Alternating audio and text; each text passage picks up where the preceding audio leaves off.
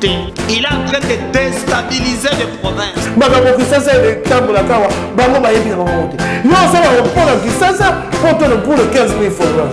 Le président Félix Antoine Tshisekedi a repris le projet.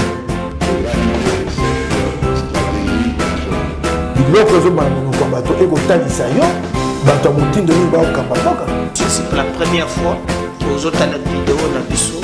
Abonnez-vous.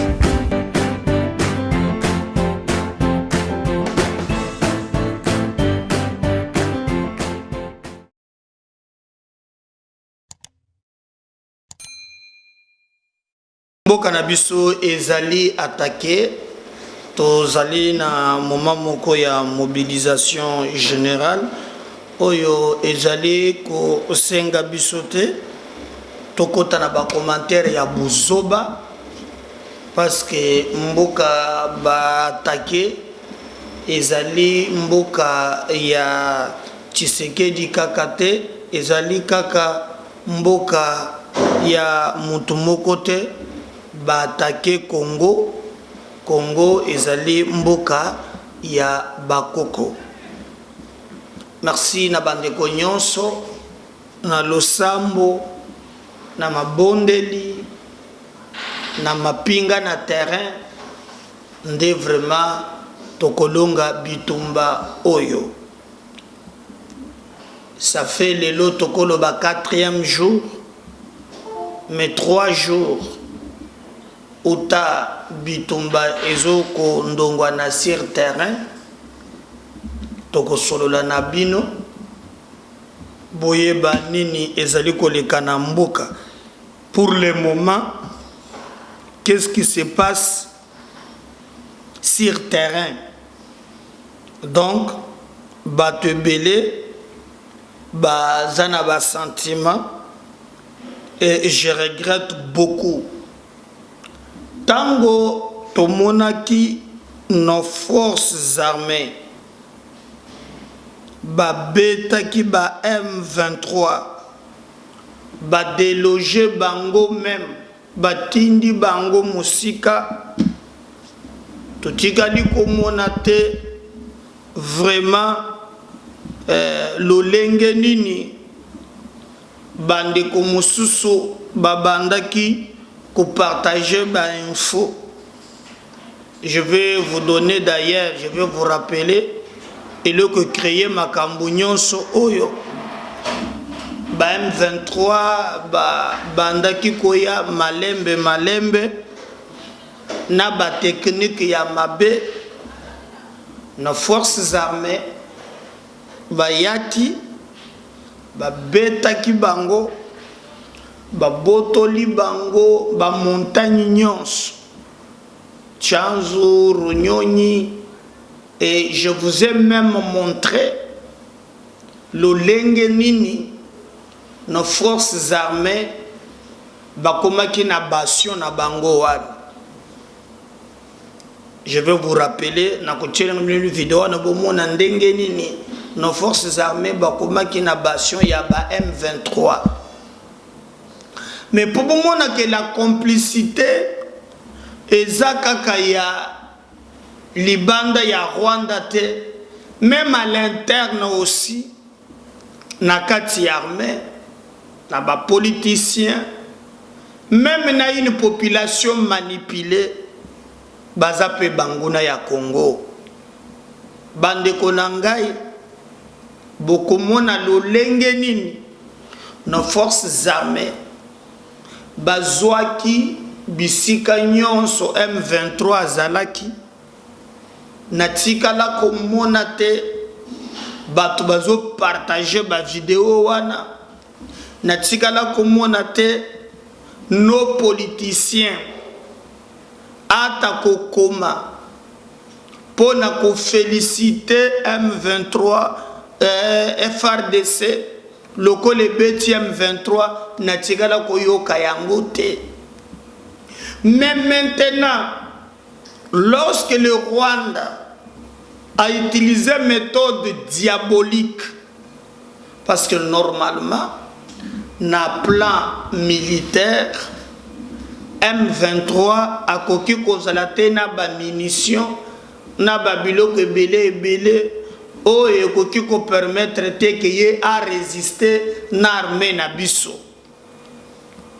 C'est lorsque bamoni ke bakomi en perte de vitesse, lorsque bamoni ke complot na bango komi ko échouer, et vous avez vu même que balanda ki bango ba mususu bakiti bakay ko batama na mboka ya Rwanda.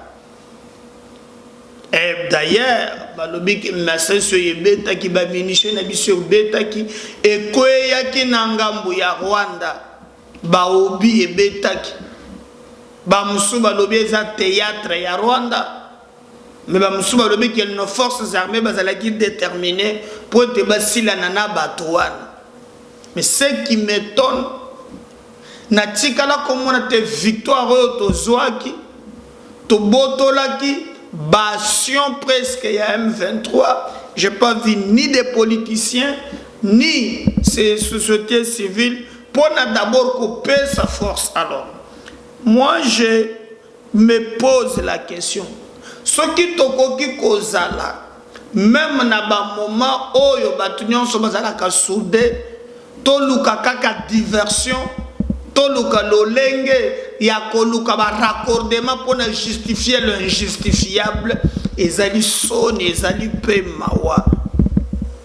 L'histoire ya est Tshisekedi aboti yango te akuti yango, mais comme un président de la République il ne peut pas se plaindre, il a l'obligation de mettre nyonso en œuvre pour trouver une solution na likambo wana.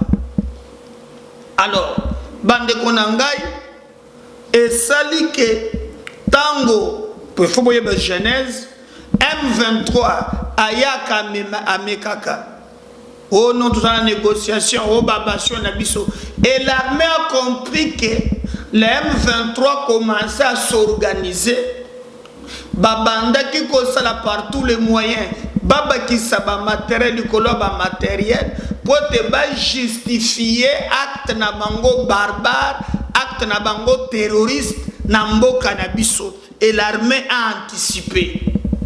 L'anticipation y armée et c'est pelisi Rwanda te. Déjà kalamingi te bomona kiango na Kenya tango bazo solola mokonzi ya M23 wana oyo soki runika alobaki oh non yazo monate, raison pour laquelle akobundisa M23 pour bakobundisa RDC parce que le président Tshisekedi azalaki muntu bandi ko bunda bitumba tango bamaze na armée bango azalaki na opposition, il est grand temps que bacha biloko. Et j'avais dit à l'époque que zali distraction l'air de komoko komela kinga koloba kenon de komeda boni boni koloba bongo bango balobi ke bakotika minduki na ce qui je crois il doit être aux États-Unis na konangai. Nous connaissons comment fonctionnent ces gens et zali bango te les anglo-saxons et le Rwanda oyo ba monique il y a vraiment de péril en demeure pour na bakop na bango. Même les gens, je vous avais dit ici que batunyon si ozomono bazaka kao état de siège ezamabe, état de siège ezaboy landela ces gens là la plupart sont des complices na makambo ekoleka na ngambo ya est. La plupart donc moi je pense que à mon humble avis ezali penza pasi ya komona que tozo comprendre en jeté et baya ko comprendre que beaucoup de choses risquent de changer et que plan na bango basalaki na yango ko pas dédé bomoni que tango Katumbi et les autres bayokani na ngambo yo mikolo umélité mais je vous avais donné au moins l'explication d'où venait l'M23 qui collaborait avec l'M23 à l'époque. Lorsque Bitumba Oyo Batuba Bunda Kikala entre entre l'armée et la force loyaliste, qui appuyée par la MONUSCO, nous avons vu le M23, je précise très bien, utiliser le même munition, utiliser les mêmes armes qu'utilisait l'armée loyaliste. Pour dire que le M23 est la invention pure simple entre Kingakati et Kigali. Et aujourd'hui, comme Bazoluka négociation sur le plan politique, pratique, peuple Azolanda Bangote, Baza incapable de mobiliser. C'est pourquoi on est utilisé le chef d'État pour obtenir les négociations à partir de Nairobi. Et que Bamonique est toujours difficile. Comme Bangote Baza ba père fondateur et ba groupe Wana, ils utiliseront maintenant les groupes armés financés na Bamboka Moussous pour déstabiliser Mboka Nabiso afin d'obtenir les négociations. C'est ça, vraie version. Le reste, Bozoyoka, Ezakaka, manipulation. Alors, Nakoche la une vidéo étape par étape. Bokolanda d'abord, origine, Yabitumbango, Ndenge Bandaki, comment nos forces armées, Bakoti, Betaki, Botoli Bamboka. Tango bokosili sa vidéo wana nakozonga et je vais vous expliquer maintenant que awotozolo ba makambo changer parce que nos forces armées bazali ko expliquer maintenant na ko expliquer siko armée a couper ce siko ba détail ya makambo nini eleki sur terrain lolenge nini basali makambongo et après ndeto kozonga pona kokota en profondeur peut expliquer bino nini ezali koleka na est na mboka na biso pour le moment. Je crois après wana pe bokolanda pe commissaire provincial, c'est lui qui pilote la police.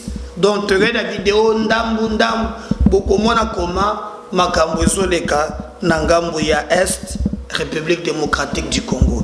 Tozui d'abord comment nos soldats babotela ke babashu M23 ndenge bazobina ndenge pe opération zo salema juste après yango tokozonga pour te expliquer bino lolenge ni makambongo ezoleka sur terrain parce que MKB officiel c'est votre chaîne de vérité.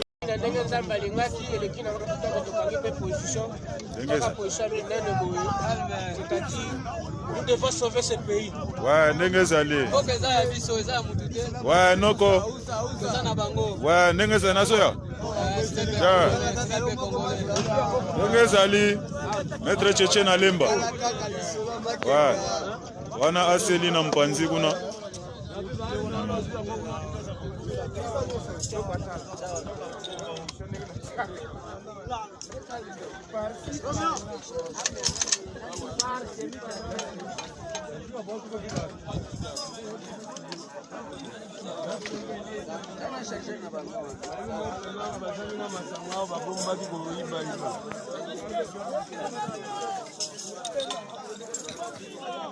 Ouais, c'est l'effet Nanga Mwalimu Itaki Ataka de Pointe.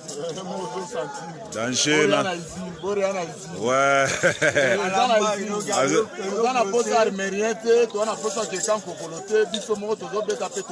Alaga yo moko Itaki Mwalimu zawana. Avec Kisasa zawana. Nenge zali. Ouais. Ya. Coco. Nenge zali. Oh, le roi marquis. Tokos. Bien, vas-y job. Ouais, mon sinanga le graba oba. Vas-y kimbungu tulu penza. Ouais, oh, yemo kitenge. Normal. Ouais, en tout cas, na mona ki penza. Ouais, kokele loba na zo mona yo. Normal. Ya. Ya.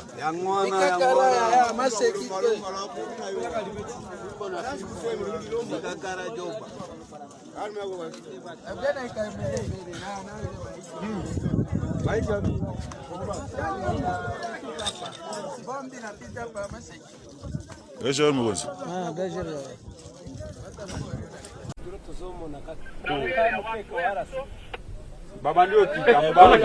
Banakimbia. Sema banakimbia, wiko na sote. Wase, wiko nakimbia. Landisa bango.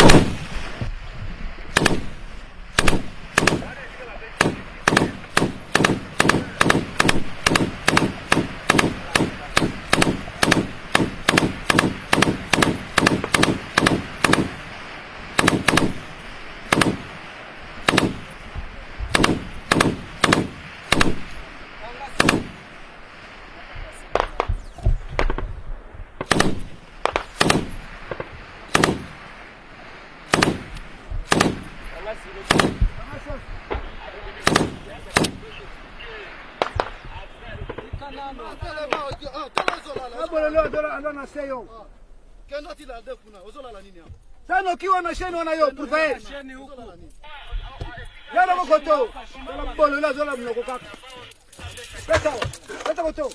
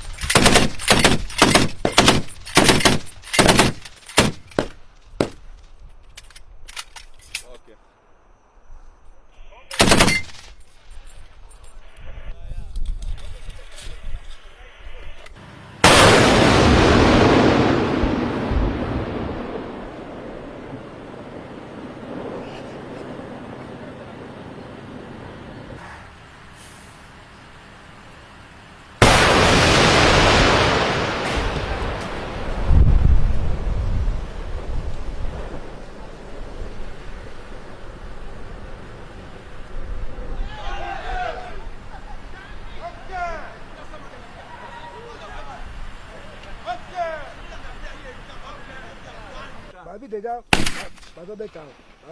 Continue papa kama unanisoma tukifanya.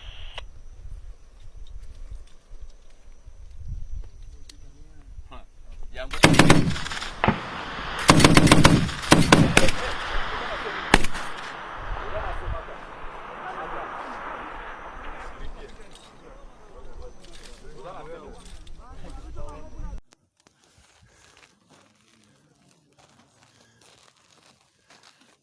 Nani?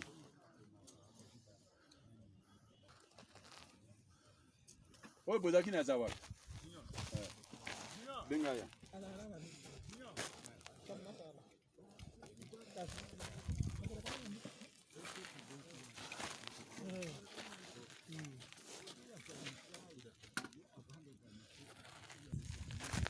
Asa wapi?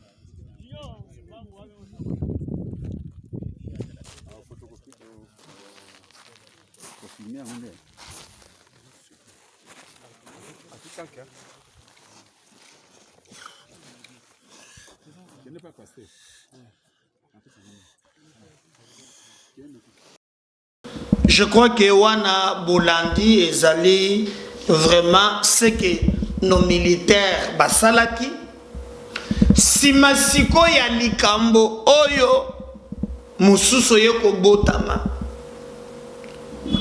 Ces militaires o bakimaki baye kozonga na bango bazongi sur terrain, cette fois-ci renforcé par le Rwanda, parce que ce n'est pas moi, le Bayango, conseil moko des ministres sur la sécurité et salami autour, il y a premier ministre. Alors tango ba sali yango Silisi Patrick Mouyaya a eu parole. La parole est à lui. Il a expliqué que compte tenu à Makambo et l'équipe, M23 bazui soutien, bazui appui moko ya makasi oyo uti na ngambu ya Rwanda. Po bato mosusu babandaki déjà polémique koloba keno le gouvernement ezobanga kotanga Rwanda. Nasina yebisaki bino bandeko na ngai. Ça nous aussi les Congolais de nous organiser, de trouver en quoi toza capable pour être totika milelo lelo. Un pleurnicheur, c'est un défaitiste. Totonga pe armé, totika moyibi, totika kaka mabina, totika distraction, toza na mboka munene. Banguna bakoyo ke la biso mawate nde biso moko bakolo mboka tokoza na obligation de défendre mboka na biso. Il y a des questions qui peuvent mettre tout le monde d'accord.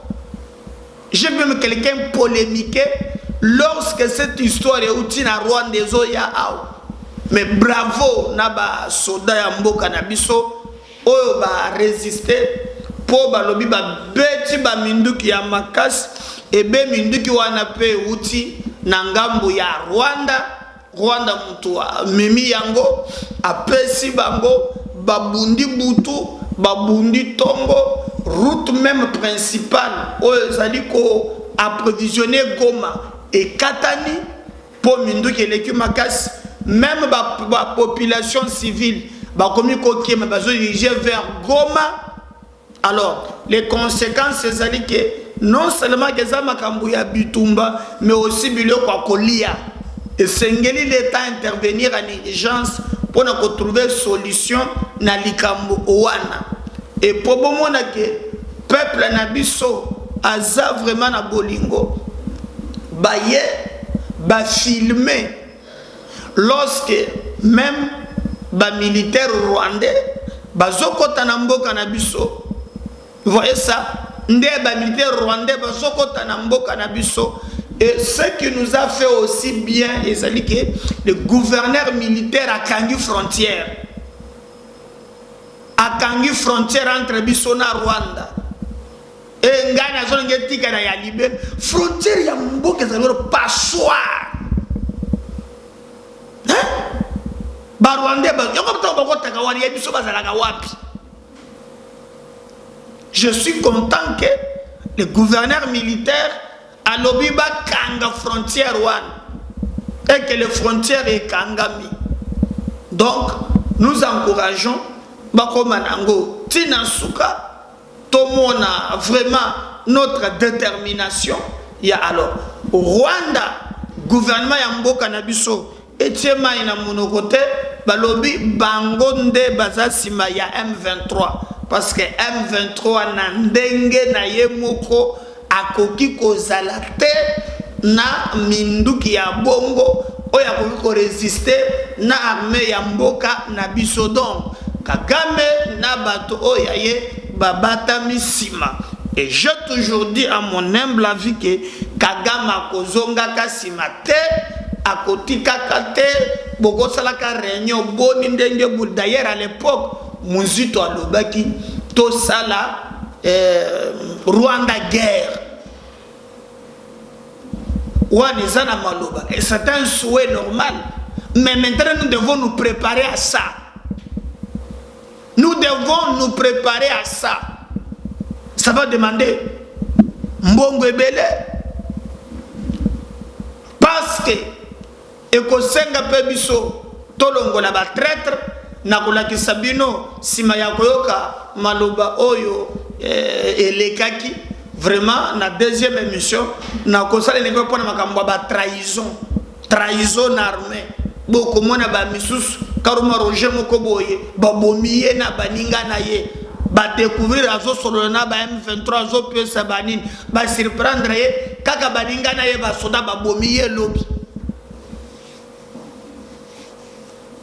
Donc pour a tout ça la guerre ndenge musu to souhaité que yango il nous faut maintenant nous rassurer parce que cette histoire est aussi la caté tant que biso moko to imposer force te est aussi la caté tango bokoyoka porte-parole il y a gouvernement militaire azali ko expliquer maintenant simawana ni le kakena butu makamuri le salama ki na tongo je préfère que bolanda yemoko après sabiso détail ya mayema ko le cas réellement sur terrain est-ce qu'en réalité M23 baza déjà na Goma. Est-ce que nos forces armées vont tenir jusqu'au bout? Qu'est-ce qui s'est passé réellement? On va suivre ce que le porte-parole du gouvernement militaire a lobby à Basoda. Et après, tous les gens pour continuer, Boyeba, Nénézole Kana Est, Yambo Kanabino, ne tombez pas dans la manipulation, dans intox, suivez MKB officiel. Partagez ces vidéos na batumoussous parce que biso et pas une abisso complaisance ne faut fouiller à la caté sur la au centre de l'actualité pour vous informer. Ensuite, on revient juste après. Les forces armées de la République démocratique du Congo portent à la connaissance de l'opinion nationale et internationale que pendant que nos forces, avec l'appui de la MONUSCO, sont en confrontation avec les terroristes du M23 dans les groupements de Jomba.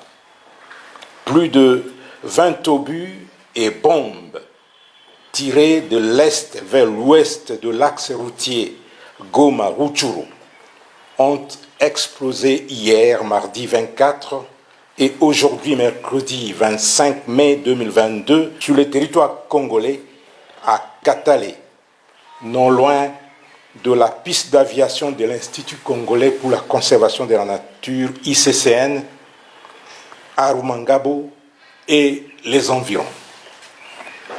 Comme si cela ne suffisait pas, la position des forces armées de la République démocratique du Congo de Ruhunda, située dans le versant ouest de la montagne de Karisimbi à Kibumba, à 20 km à l'est de la ville de Goma, a été attaqué la nuit de lundi 23 mardi 24 mai 2022 à 3 h du matin.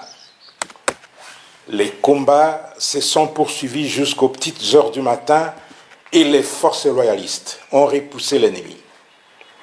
Dans sa débandade, l'ennemi a abandonné des armes et des effets militaires récupérés par les FARDC.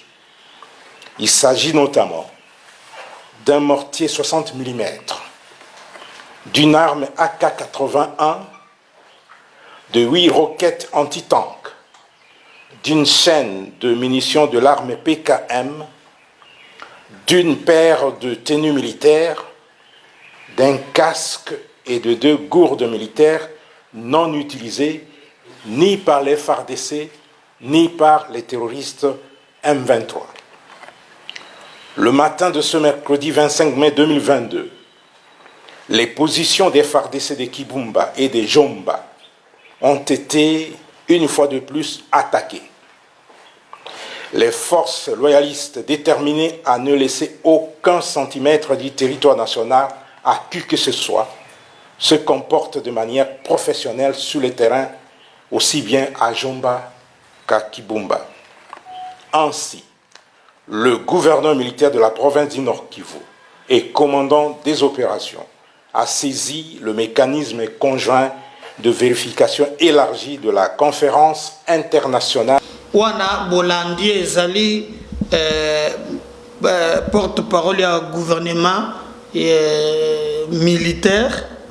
Alors, maintenant, nous voulons suivre l'ini gouvernement central. Bango pe balobi, basali réunion lobby na oyo makambo ya sécurité. Ils ont pointé directement le Rwanda, Montouazali Kosala, le gouvernement lobby nini na situation ezali koleka na est. Premier ministre, Sangisaki, ministre de la Défense, na Bandabusuma sécurité. On va revenir juste après pour Nakoyoka, Nini Premier ministre. Na gouverneur équipe Naye Balobaki, mais Montalobaki est allé porte-parole du gouvernement Patrick Mouyaya. On suit, on revient juste après. Sur instruction du commandant suprême de forces armées de la République démocratique du Congo, le Premier ministre a tenu une réunion de crise qui a réuni, comme vous pouvez le voir à côté de moi, les responsables du gouvernement, de la défense, de l'intérieur, mais aussi les chefs de l'armée et de la police pour passer en revue la situation qui se passe depuis plusieurs jours maintenant dans la province du Nord Kivu. Et donc, il est établi suivant les éléments que nous avons reçus du terrain, en tout cas des soupçons se cristallisent sur un soutien qu'auraient reçu les M23 de la part du Rwanda. Et à ces propos, nous avons activé le mécanisme de suivi et d'ailleurs, le chef de ces mécanismes se trouve présentement à Kigali pour attester ces faits. Ceci tend à se vérifier, d'autant plus que, il y a quelques jours, il y avait déjà des nouvelles qui circulaient, qui auraient des représailles. Vous avez suivi que nos forces avaient totalement déstabilisé les M23, qui, de manière répétée, agissent par des actions provocatrices. Nos forces avaient pris le dessus et qu'il y a eu des éclats d'obus qui seraient tombés de l'autre côté. Et en représailles, évidemment, nous attendions de nouvelles de ce genre-là et nous pensons que ce qui s'est produit à côté du M23 serait une réaction de la part de Rwanda. Et donc pour ça, nous serons fixés bientôt lorsque le rapport du mécanisme conjoint de suivi sera fait. Nous avons aussi passé en revue la question de la situation sécuritaire de manière générale parce que il vous souviendra que les opérations de forces armées de la République démocratique du Congo s'est déroulées plutôt du côté de Runyoni dans le Rutshuru, mais alors qu'il y a eu des attaques ce matin et hier, ils se sont tenus à quelques kilomètres de Goma. Nous pensons que les M23 ne disposent pas des matériels militaires, en tout cas pour ce que nous avons vécu ou ce que les militaires ont vécu sur le terrain, ce que les étreintes du ont montré, nous ne pensons pas que les M23 disposent de cet arsenal militaire, d'où la cristallisation de nos soupçons. Mais ceci dit, nos forces armées ont été encore une fois de plus mobilisées, que ce soit sur le front de Runyoni ou sur le front des Tchanzu, pour être sûr que chaque centimètre de notre territoire national est protégé. Et d'ailleurs, il vous souviendra qu'il y a quelques mois, 12 mois, nous avons lancé la campagne Mendele Koyate. Je pense que c'est le moment de le relancer parce que nous devons tous, chacun nous lever pour qu'aucune tentative, d'aucune manière, d'aucun groupe ou de camp pays quelconque ne tente de prendre un seul centimètre de notre territoire. Parallèlement à cette question militaire, nous avons analysé la question au plan humanitaire parce que vous savez qu'il y a des populations qui ont été déplacées, des parts et d'autres d'ailleurs, que ce soit du côté de Kibumba ou du côté de Rutshuru. Il y a un besoin d'un appui humanitaire. Le gouvernement s'y attelle, les états des lieux s'y font sur le terrain et donc des rapports qui seront faits, le gouvernement pourra agir dans les prochains jours pour apporter de l'appui à nos compatriotes.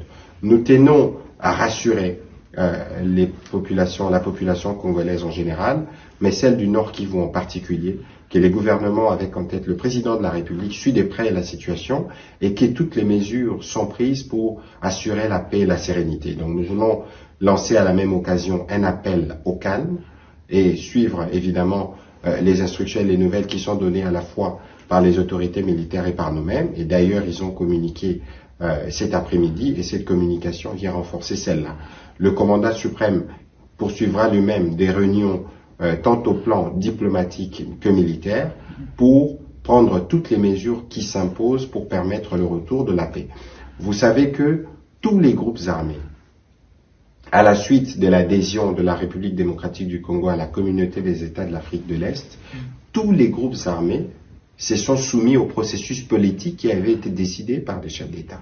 À l'exception du M23, dont on parle encore maintenant, c'est un acte de rébellion visible non seulement par rapport à la République démocratique du Congo, mais vis-à-vis de tous ces chefs d'État de la sous-région qui se sont engagés dans les processus de paix. Et donc, si ces mouvements et tous ceux qui a comme force affiliée derrière continuent leur aventure, ils subiront évidemment la force parce que la force est aussi l'alternative qui a été proposée.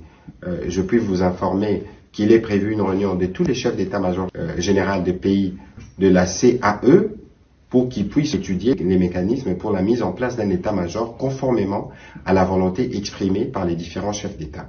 Et donc, nous tenons au retour de la paix. Le président de la République, depuis son arrivée aux responsabilités, l'a démontré.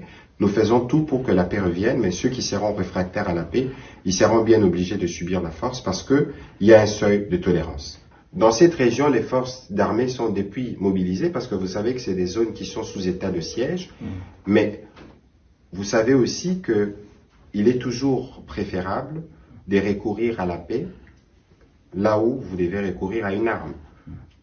Nous attaquons l'ennemi qui est identifié, principalement l'ADF, qui est un mouvement terroriste étranger, nous les traitons comme tels, mais pour ce qui concerne les groupes armés locaux, il y a évidemment une dimension patriotique et le président de la République, au cours de la réunion qu'il a eue avec eux en visioconférence, lorsqu'ils étaient à Nairobi, il leur a clairement tendu la main pour qu'ils rejoignent le processus de paix et qu'ils rejoignent la patrie et qu'ils cessent avec tout ce genre d'activité. Le message du président de la République a été bien entendu et d'ailleurs, vous savez que le panel qui a été mis en place séjourne dans toutes ces provinces. Ils étaient à Bunia, ils étaient à Beni, ils étaient à Goma, à Bukavu pour continuer les discussions. Nous sommes engagés sur la dernière voie qui doit nous conduire vers la paix et nous ne tolérerons nullement qu'un groupe réfractaire à ces processus s'hasarde à continuer à troubler la paix et la sérénité de nos populations dans les parties que nous venons de citer dans le Nord Kivu. Je crois que Binomoko Boza au moins une idée, na oezo le sur terrain, et nous allons revenir pour être toye bisabino en réalité nini ezali koleka na ba mission na biso mususu parce que biso vraiment tozali ko bunda pour te bozala au cœur de l'actualité. Restez branchés. Numéro mususu zoya, à tout à l'heure. Bye.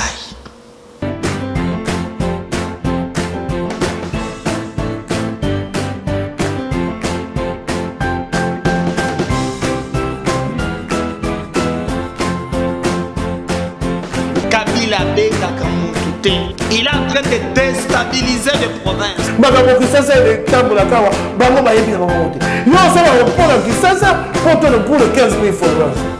président Félix Antoine Tshisekedi a repris le projet.